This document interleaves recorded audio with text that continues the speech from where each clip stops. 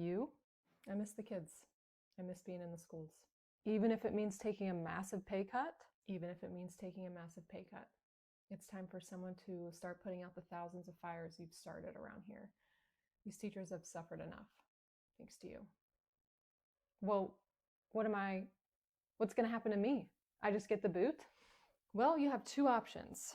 You get the boot and we blacklist you, preventing you from ever working in an administration position, let alone a school, ever again.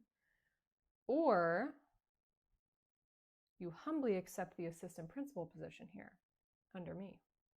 So, a demotion? A more than gracious offer for someone in your position, wouldn't you say? Do I get to keep my office? You'll be lucky if I let you work out of the supply closet. Look at it this way. This will be a chance for you to right your wrongs, repair what you've broken, repay your karmic debt, if you will, all while continuing to receive a steady paycheck under very close supervision. How long do I have to think about it? 10. 10 what? 9. 8. 7. 6. 5. 4. All right, I'll take it. I'll do it. Smart choice. Now, if you don't mind. Thank you for this opportunity. Don't blow it. Oh, send Miss Louder and Miss Bunker back in, please. You better watch out. You better not cry. You better not pout. I'm telling you why. Santa Claus is coming to town. He's making a list, checking it twice. Gonna find out who's naughty or nice. Santa Claus. Okay, cut, people, cut! We've got to enunciate! Tip of the tongue, teeth in the lips, like we practiced! Santa's not coming to town if we're mumbling our words and pitchy. Susan, I'm looking at you. Hit your notes! We're doing this for fun, remember? If we're going to do something, we're going to do it right. I'll take the higher harmony this time. Here we go. He's making a list, checking it twice. Gonna find out who's naughty or nice. Santa Claus is coming to town.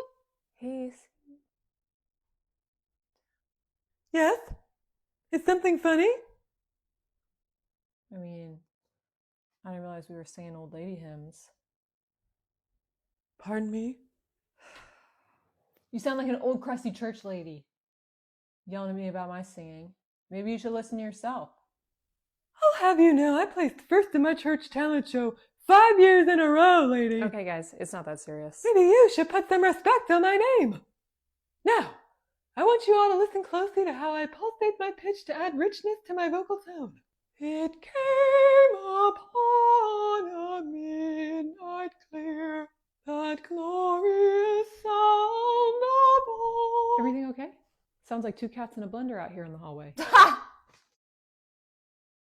Okay, I'll let you take over. I gotta run to the potty really quick. Gosh, you act like you're pregnant or something. Only a little. A little? You look like a blimp.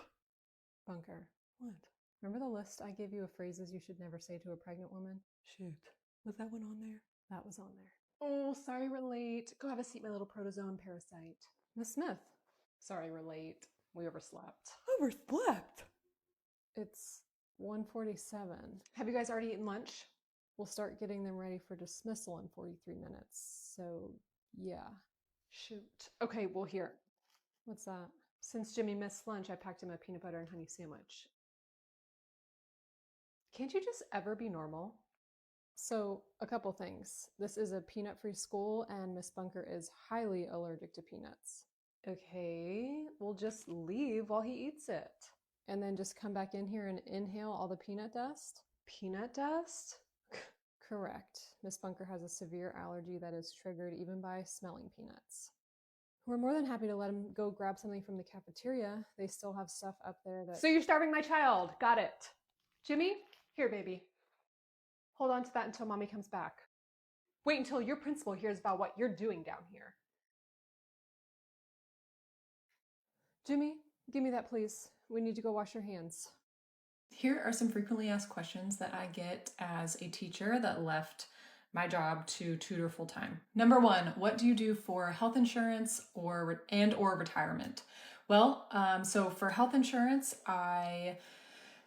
when I was leaving, the option was to hop onto my husband's health insurance because he was still a teacher, but it was an astronomical price to do so. And so that just wasn't feasible for us. And so we looked into another way, and there is something called the marketplace where you can work with people that can help you find an affordable plan that you can purchase yourself. And so that's what I did. There are many plans to fit many different types of people and their needs.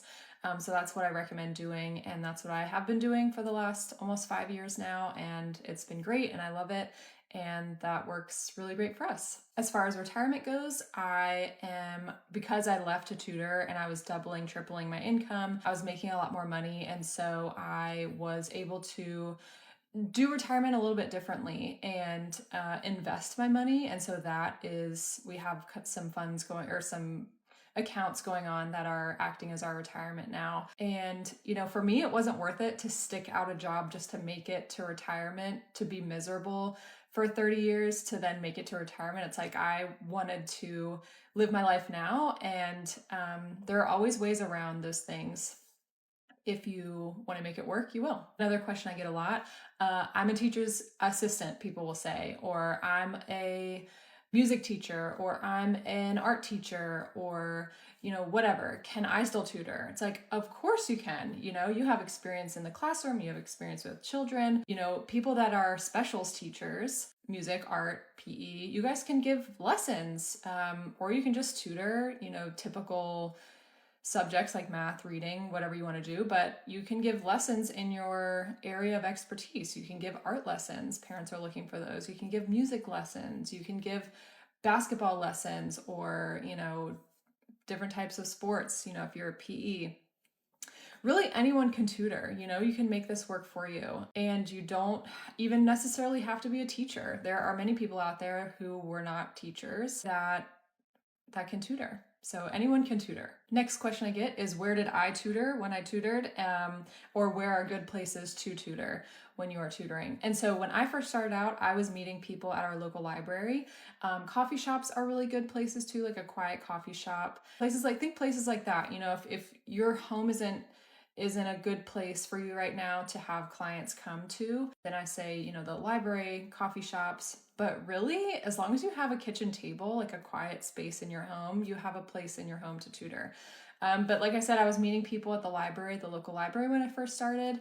And then I realized that it was easier for scheduling purposes, to have people come to me that travel in the middle of trying to go from, sometimes I would tutor at the library and then I would travel to these people's homes, and I was eating up a lot of my day by doing that. And so scheduling wise, it worked best for people to come straight to my house. And so I set up a little space and I did it there. Yeah. I will say that if you tutor in your home, always have a camera. I have a little camera that I use to protect you and the client. Always. Next question, did you work weekends or evenings? I never worked weekends. I know I started out when I was still teaching, so I was building my clients slowly as I was building my tutoring business, but I was still teaching in the classroom. And so I never worked weekends, but I did go into the evening sometimes. It just depended on the week and on the day. Another popular question I get is, what's a learning pod? I talk about how, as I was doing private tutoring sessions, I also started a small learning pod. And so what it was a couple homeschool families decided to kind of join forces and brought their kids together, and I worked with them all at the same time. They kind of rotated through me, and we did I helped with their curriculum. I did some pre-K curriculum that I kind of did myself. And so that was my learning pod. And I met with them Mondays, Tuesdays, and Wednesdays during the week. Just play with it and see what works for you. There's no wrong way to do a learning pod, but that's how mine worked. And then in regards to the learning pod, the question is, how did you start a learning pod?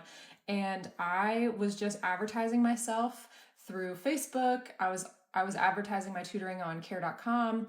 And so people were seeing me, and I had this family reach out to me that said that they were, had a close family friend that was also homeschooling, and they wanted to join forces, and they wanted to see if I was interested. Just getting the word out there, word of mouth, Facebook advertising, borrowing other people's audiences. I talk all about this in my course, The Tutoring Toolkit. Next question I get all the time: how did you start your tutoring business?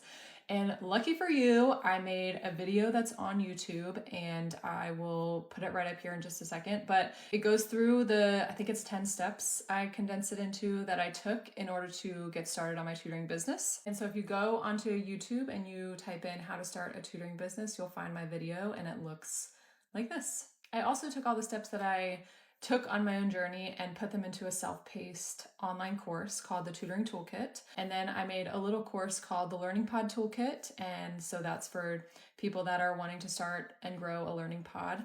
And then I took them and bundled them together, discounted, and that is called the bundle.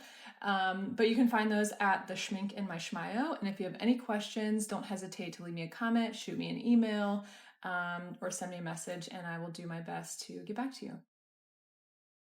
Hey, Principal Cornfit, you wanted to chat with me? Yes, please. So what's up?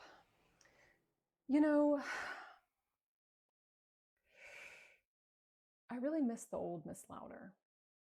What do you mean by that? Well, the Miss Louder I hired really had great behavioral control over her class. Her classroom management skills were... This year, I'm not really seeing that. Okay, well, do you remember our conversation this past summer where you brought me in here and sat me down and told me that because my behavior management was so top tier, you were going to be giving me some behavior challenges this year? In fact, you gave me every behavior challenge. Yes, well, irregardless, I'm not seeing that from you this year. Right, because I have an entirely different class this year, and I'm unable to teach because I'm constantly having to redirect and correct behavior, all while receiving no support from admin. I think you're not dealing well with losing your baby. I beg your pardon. I think you need to be receiving professional help for your grief. I think that's what's missing here. That's what's preventing you from being the best teacher that you can be for your kiddos. My personal life and tragedies are frankly none of your business and play no role in what is happening this year. They don't, and you are rudely overstepping. Listen, I've been around the block a time or two, okay? And I know for a fact that all good teachers leave their personal lives in their car. When they step out of the car in the morning, they are no longer the home versions of themselves. Their personal problems stay in their cars. Their home life stays at home. You get what I'm saying? You have no control over your class because of your inability to separate the loss of your baby and your job. And I'm about to separate your head from your neck. Now stay in your lane, you pompous, sad sack of shit. Oh, and I quit.